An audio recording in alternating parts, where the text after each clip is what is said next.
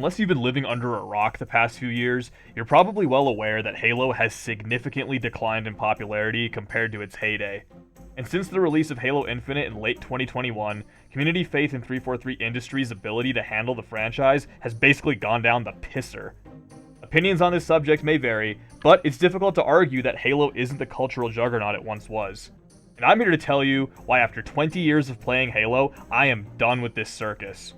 I won't be going too in-depth with the full timeline of Halo's decline because literally dozens of others have covered this topic better than I ever could. So grab your Diet Coke and pastries, we've got a lot to unpack. To preface this, I'd like to explain my background in Halo. I've been playing Halo since CE released in late 2001. I consider myself a competitive player across all Halo FPS titles, but I've spent countless hours indulging in all aspects of Halo, like playing the campaign, firefight, Forge, and even Spartan Ops. I have 100% completion and max rank in all the main series Halo titles. I have Halo tattoos, and I've sunk thousands and thousands of hours into playing all the games. I've forged some of my closest friendships with people I've met through Halo as well. I guess you could say that my interest in Halo, like my sexuality, are quite broad and adventurous. I love Halo. Why am I done with Halo? What straw could have possibly broken the MOA's back? Where did it all go wrong? Well, in my opinion, I believe it started with the release of Halo Infinite. But first, let's dial the clock back. Although my favorite Halo game is Halo 3, I really didn't take much issue with 343's Halo title. Now, before you click off and dislike this video, let me explain. From a gameplay standpoint, Halo 4 had a very low skill floor, and the new art style was, like my gym teacher's sexual advances, a bit unwelcome. But I thought Halo 4 was fun. The game's lack of competitive balance and QOL features was made up for by my enjoyment of just playing with my friends, and the overall smooth gameplay and shot reg. Plus, I had fun statting in Team Flag with my friends, so... Glossing over the disastrous launch of MCC, Halo 5 was a pretty drastic change from Halo 4. The game was geared towards competitive play, and it really showed. Coupled with a much better ranking system, in-game service record, new modes like Warzone, and a revamped ELO-based champion system, Halo 5 was a lot of fun.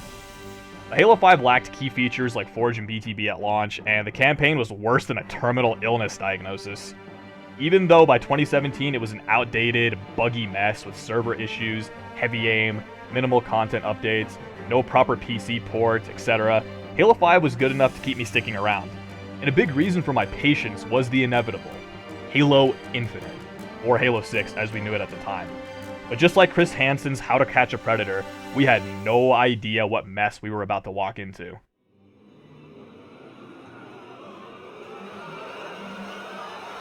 We were slowly drip-fed teasers for Halo Infinite by 343 for a few years, and at the time, the red flags didn't really register for me.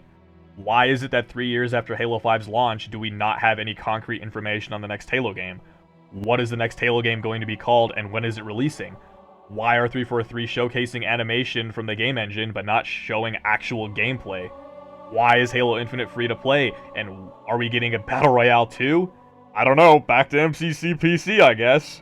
Now, don't get me wrong, the 6-year wait for Halo Infinite was long and painful, but it wasn't totally boring. Halo 5 took up 2 to 3 years of that time, and the rest of the time was filled by Halo Reach coming to MCC, and all the titles getting ported to PC. So despite becoming a fat, bald loser grinding for 152 on Halo 5, and grinding site score for MCCstats.com, I had fun jumping around between Halo titles for a little bit. Because Halo Infinite was on the way. We were so close to crossing the finish line, the wait was nearly over. The real fun was just about to begin. Right. After a painful additional 1-year delay, 343 finally gave us a bare-bones beta flight to play. And this is where the red flags turn into red lights and sirens. The Halo Infinite beta was barely functional. Kinda like my brain after half a bottle of Johnny Walker. It was so poorly optimized that even having the latest GPU would barely get you 120 frames. It had no features whatsoever, and if your game didn't crash every 20 minutes, you were met with hilariously long load times and bugs. But despite all this, I still had some hope. Playing a new Halo game is always fun, especially with your friends, and that's what mattered most to me. The hype for a new Halo title was huge, all my friends were coming back, and it felt like that 6-year long wait was actually worth it. And the Halo Infinite launch was only a few months away at this point. It felt like Halo was finally back. November 15th, 2021 rolled around and Halo Infinite was finally released. But at this point, I can barely call it a release because the game more or less felt like it was shat out. Halo Infinite was virtually unchanged from its beta flight. The game was extremely poorly optimized, it completely lacked Forge and campaign co-op at launch, the game only had a handful of maps, very few playlists, and more bugs than a mattress in a crack house. The list of issues with the game was innumerable. The shop, in typical fashion, worked perfectly fine though. But the item bundles were generally considered to be overpriced and garnered a largely negative response. The campaign was considered an improvement over Halo 5's, but again, the open world was disappointing and lackluster compared to other open world games. And like a typical idiot suffering from Stockholm Syndrome, I had a sense of hope that 343 would figure the live service model out and get the game on track with a reasonable amount of content. But, just like my decision to pee in that playground by a police station, that was a big mistake. Halo Infinite is a fucking disaster. A year into its launch, the game had hardly changed. We only recently got Forge and campaign co-op, and minus the new custom game browser, Infinite is still completely devoid of social features. The in-game service record, if you can even call it that, is a complete joke with no important statistics displayed. Hidden MMR plagues the game, creating extremely lopsided lobbies and outright preventing skilled players from searching with their friends. The game still suffers from desync and server issues, game crashes, cheaters still run rampant and ranked, and the game doesn't receive a consistent enough quality of life or content updates. 343 haven't even nailed the shop! Prices have gone down, but the shop has been full of repeats nearly every week, and there are a lot of bundles that haven't been back in the shop for a year or longer. Yeah, I'll just keep my money. I guess 343 doesn't want it. I'll just spend it on OnlyFans. I could go on and further elaborate on these issues, but I don't need this video to be longer than the Snyder Cut of Justice League. So, let's just stay on topic of the video title.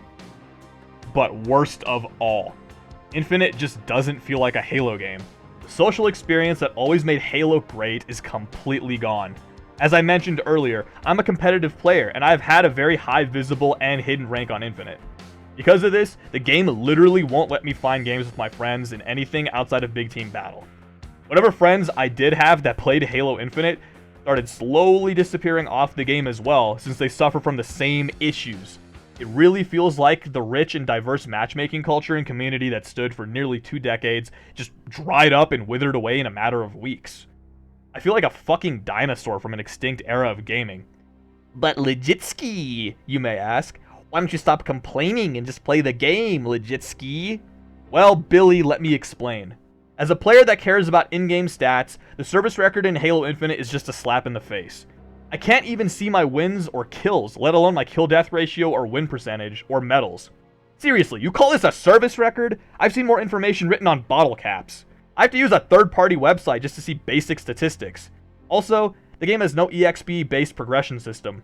What's the point in playing if you're just gonna get cheated in ranked, can't find games when searching with friends in almost any playlist, you receive no social progress towards a career rank from playing games, and you're unable to even view your lifetime stats and view your lifetime service record from the matches you've already played?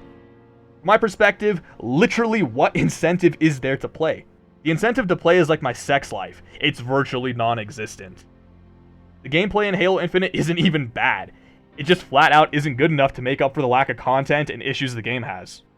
The problem is, these minor core features of previous Halo games I listed were essential to the player experience. If you ask anyone who has played Halo, what is your favorite thing about Halo? I guarantee no one will say, the stats. Well, almost no one. But the thing is, these small details add up to the overall Halo experience. Take a game like Halo 3, which had the majority of these features nailed at launch. You had career EXP progression, per playlist EXP, a broad variety of ranked and social playlists, a simple yet effective service record, an addictive 1 through 50 ranking system, a revolutionary Forge, post-game lobbies with a party up option, and to this day, one of the best theater systems ever seen in gaming. Now, people didn't necessarily praise Halo 3 simply due to its gameplay, because believe me, the gameplay was not all that great. It was the totality of the matchmaking experience that defined its greatness. Halo 2 was a bit simpler and didn't have all these features, but again, the sum of its parts made up for the all-time great gaming experience that you got.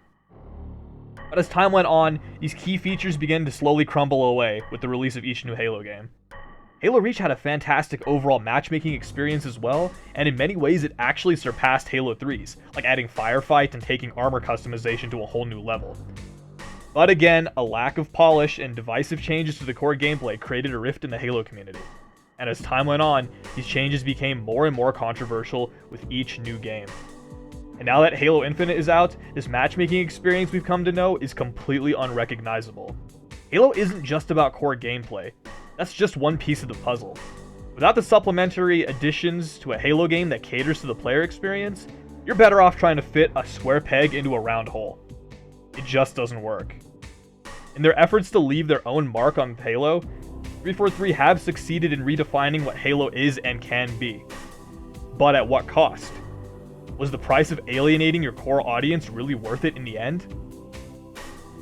I've been able to tolerate a lot in Halo over the years, but Halo Infinite is the amalgamation of literally everything wrong with modern Halo. It feels like 343 just doesn't understand what always made Halo great. Nothing has been learned over the past decade plus. Old mistakes carry over unnoticed, and oversights are common practice. Infinite is a hastily made, short-sighted, soulless, sterile, trend-chasing piece of corporate trash. Microsoft and Xbox allowed the game to be stillborn simply for the sake of pushing Xbox Series X and S sales, and the poorly planned free-to-play model and lack of creative vision doomed the game to mediocrity years before it even released. It's no wonder 343 didn't show off gameplay for years and years. They literally had nothing to show. And yes, I'm aware that COVID impacted Infinite's development. But how many excuses do we have to make for 343? They delayed the game a year already, and the game began development shortly after Halo 5 released in 2015. At what point do people who defend Halo Infinite concede that the development was totally botched? It should come as no surprise that Bonnie Ross is no longer the studio head at 343 anymore. And don't even get me started on the masterpiece that is the Johnny Rings TV show. Halo fans who enjoy Halo Infinite are well within their rights to do so. It's kind of like enjoying the newer Fast and Furious films. Yeah, they can still be fun to watch, but you understand that they're shit. The sad reality is that Halo's chance to stand tall amongst Xbox's lineup of exclusive titles was squandered yet again. The general population of gamers just don't care about Halo the way they used to. I haven't really played Halo Infinite since March of 2021, and I don't plan on coming back anytime soon. I have no interest in playing year fucking 20 of Halo 3 against the same 50 people, or playing 40 FPS Halo 5 on a 10-year-old console. I'm not going to sit around in lobbies, mindlessly searching and waiting for the next Halo game to release. I guess what I'm trying to say is, I'm just done. I'm done degrading myself playing such a lackluster product. I'm done waiting around for 343 to get their shit together and put out a game that's even half decent. And it's not like I don't have time to play Halo anymore just because I'm staring down the barrel of 30. I'm comfortable in my career, and I have the luxury of spending my free time how I choose. I just don't know how things got to be this way, and I can't hold out for hope that anything will change anytime soon. I have enough self-respect to not subject myself to an experience that I don't find enjoyable. And that's really sad, because I'm not talking about doing taxes or getting a colonoscopy here. I'm talking about playing Halo, the once cultural juggernaut that shaped gaming culture. The franchise I've loved nearly all my life, my escape from the difficult times I've faced, my competitive outlet, my platform to meet some of the greatest people I've ever known, and what was otherwise a sensationally fun hobby. So in closing, all I can really do is give my thanks. Thank you to my friends I've made through all the years of this shared passion, and thank you to Bungie and 343 for giving us the gift of Halo for better or worse. A wise man once said, if you truly love something, you'll let it go. And to honor that statement, I'm letting Halo go. Thanks for watching.